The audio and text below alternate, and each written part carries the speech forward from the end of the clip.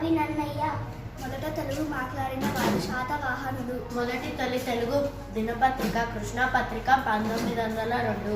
మొదటి తొలి తెలుగు ప్రధాని పివి నరసింహారావు గారు. మొదటి తొలి తెలుగు రాష్ట్రపతి నీలం సంజీవరెడ్డి గారు. మొదటి తొలి తెలుగు సినిమా భీష్మ ప్రతిజ్ఞ 1921. మొదటి తొలి తెలుగు హీరో రఘుపతి సూర్యప్రకాష్ 1921. మొదటి తొలి తెలుగు ముఖ్యమంత్రి టంగుటూరి ప్రకాశం పంతులు గారు. మొదటి పాఠశాల Anglo Indian high school 1847 Visakhapatnam. మొదటి విశ్వవిద్యాలయం ఉస్మానియా. విజయనగర సామ్రాజ్యంలోని అష్టదిగ్గజములు వారి రచనలు. అల్లసాని పెద్దన్న మను చరితము. నంది తిమ్మన్న పారిజాత పహరణం. అయ్యలవారి రామభద్రుడు సకల నీతిసార సంగ్రహణం.